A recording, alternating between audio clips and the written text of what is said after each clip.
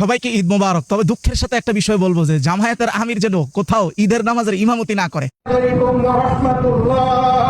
আচ্ছা, উনি এমন একজন মানুষ যিনি নামাজ পড়াইতে পারেন, এটা প্রশংসাযোগ্য হওয়ার কথা ছিল, কিন্তু আমাদের ভাইদের কাছে সেটা হয়ে গেছে নিন্দার। তারা বলতেছিলেন আর কি যে ফাসেক নামাজ পড়ায় আবিজাবি, যাই হোক। কিন্তু এই জিনিসটা যদি ওয়াল্লাহি আল্লাহর কসম আমার দিল বলে, সেম ব্যাপারটা যদি তারেক রহমান সাহেব দেখাইতে পারতেন, আমাদের মুখ থেকে দেখতেন ফসাদ ফসাদ করে শুধু প্রশংসা বের হচ্ছে, তখন দেখতেন আমাদের মুনাফিকির লেভেল এবং ভলিউমটা কত। তো তারেক রহমান সাহেবকে আসলে ধন্যবাদ যে আমাকে মুনাফিকি প্রকাশ করার সুযোগটা দেননি। যাই হোক, দেখেন আল্লাহ সূরা মাইদার 8 নম্বর আয়াতে কথা বলছে যে কুনু কাওয়ামিনা লিল্লাহি শুহাদা বিল কিসত, তোমরা ন্যায়পরায়ণ হও, ওয়ালা ইয়াজরিমান্নাকুম শানাআনু কওমিন আলা আল্লা তাআদিলু, বিদ্বেষবশত কারো প্রতি জুলুম করিয়া বসো না। এই জুলুমটা শুধুমাত্র বিদ্বেষবশত হয়। এটাকে সাইকোলজিতে বলা হয় যে কনফার্মেশন বায়াস, মানে মানুষ এমন তথ্যই গ্রহণ করে যা তার নিজের বিশ্বাসের সাথে সমর্থন করে।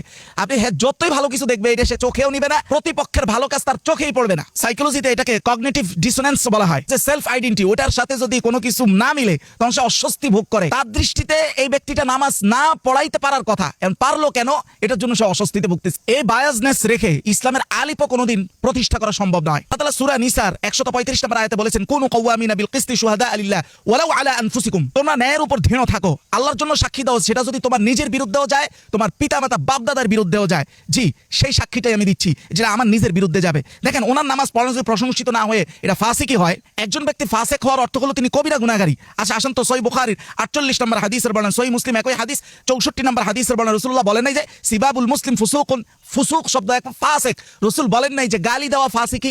এখন উনি যদি ওনার বিভিন্ন কর্মকাণ্ডের কারণে ফাসেক হয়ে থাকেন, তো একইভাবে আমাদের একেবারে মাথার তাজ থেকে নিয়েও তো ফাসিকি। আমাদের জিন্দা আকাবির তো আরেকজনের মাকে গালি দেয়, ও সেইটার ফাসিকি হয় না বাবা। আল্লাহ বলেন নিজের বিরুদ্ধে হলো সত্য বলো। এই জায়গাগুলোতেই দেখবেন আস্তে মুখ ফিরে আনায়। এই হাদিসটা এখন দেখবেন মিষ্টি লাগতেছে না। আমির হামজা ওনার মাকে গালি দিয়েছে, দিছে হ্যালো একটা কথা ছিল সহিহ বুখারীর 5973 নম্বর হাদিসের বর্ণনা, সহিহ মুসলিমের 90 নম্বর হাদিসের বর্ণনা, রাসূলুল্লাহ বলেন ইন্না মিনাল কাবাইর আইয়ালআনা রাজুলু ওয়ালিদাইহি, সবচেয়ে বড় কবিরা গুনাহ হলো মাকে গালি দেওয়া, ব্যক্তি তার নিজের মাকে গালি দেওয়া। তখন সাহাবায়ে কেরাম জিজ্ঞাসা করলেন, ব্যক্তি আবার নিজের মাকে কিভাবে গালি দেয়? তখন রাসূলুল্লাহ বলেন ইয়াসুব্বুর রাজুলু আবার রাজুল ফায়াসুব্বু আবাহু, অর্থাৎ তুমি তার বাবাকে গালি দিছো, সে তোমার বাবাকে গালি দিছে, তুমি তার মাকে গালি দিছো, সে তোমার মাকে গালি দিছে। আমির হামজা আপনার মাকে গালি দিছে। এই জায়গাটাতে এসে আরো ভয়ঙ্কর একটা পক্ষপাতিত্বমূলক কথা বলা হয়েছে আমাদের পক্ষ থেকে, সেটা হলো মওদুদিবাদ। আরে ভাই, মওদুদিবাদ অথবা কোনো ভুল ব্যাখ্যা যদি দেয়, সেটা আমির হামজা দিয়েছে, এটার সাথে তার মায়ের সম্পর্ক কি? আপনি কি আয়াত পড়েন নাই? না, এটা এই আয়াত পড়াটা এই অন্য কথা। আসলে আয়াত হাদিস এগুলো নিজের পক্ষে একটা টুলস হিসাবে আমরা ব্যবহার করি, এগুলোর জন্য না। দেখেন, যেখানে সূরা আনআমের 164 নম্বর আয়াত আল্লাহ বলে দিয়েছেন স্পষ্ট, ওয়ালা তাকসিবু কুল্লু নাফসিন ইল্লা আলাইহা, যে যেটা অর্জন করে সেটা তার উপরে বর্তাবে। ওয়ালা তাজিরু ওয়াজিরাতুন উযরা উখরা, কারো অপরাধ কারো উপরে বর্তাবে না, ছেলের অপরাধ মায়ের উপরে, মায়ের অপরাধ ছেলের উপরে বর্তাবে না। এই সকল বিষয়ের ভিত্তিতে যদি আমিরে জামাতের নামাজ পড়ানো সঠিক না হয়, সে ফাসেক, এই জন্য তার পিছনে নামাজ মাকরুহ।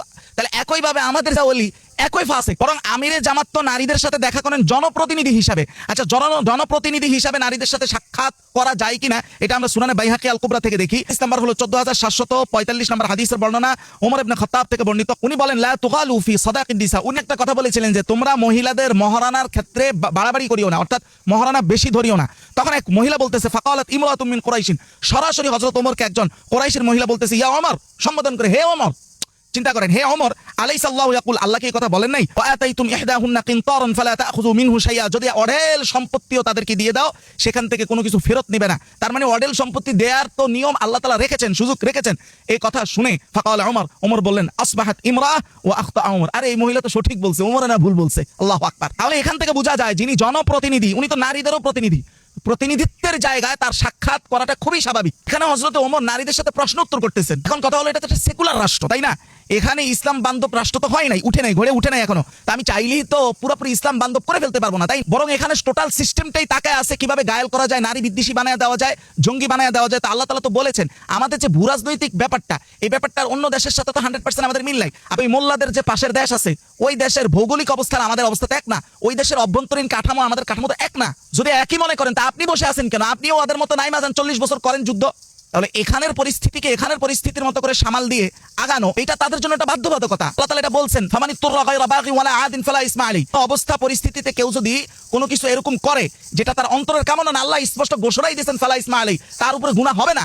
এখন কার কোনটা পরিস্থিতি কি পরিস্থিতি, এটা সে বুঝবে, তার রাজনৈতিক জায়গা থেকে সে এটা ডিসাইড করবে, এটা আপনার জায়গা থেকে কেস হবে না। এবং আমাদের এটা বলা উচিত, এই যে নারী বিদ্বেষী বানায় দেওয়া, ইসলাম বিরোধী যে মানসিকতাগুলো এখানে রাষ্ট্রীয় কাঠামোতে প্রতিষ্ঠিত, এগুলোর কাউন্টার ন্যারেটিভ যে আমরা 54 বছরে কিছুই করতে পারলাম না, এগুলোকে ধ্বংস করতে পারলাম না, এগুলোর কারণে যে ওনারাও এখন এই কাঠামোতে বিভিন্ন কিছু করতে বাধ্য হন, এটার জন্য দায়িত্ব আমাদেরও আছে। বরং আমাদেরকে দেখবেন এটা আশ্চর্য, ইসলামের বিরুদ্ধে আপনি একটা কথা বলেন কিন্তু এটা জামাতকে ট্যাগিং করে বলেন, দেখবেন আমরা চুপ থাকবো, মজা লাগতেছে।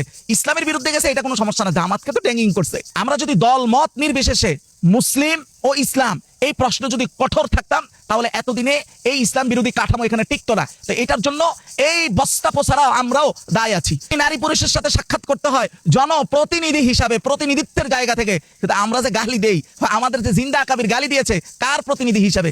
আপনারা আবার বললেন না শয়তানের প্রতিনিধি হিসাবে, এটা বললেন না।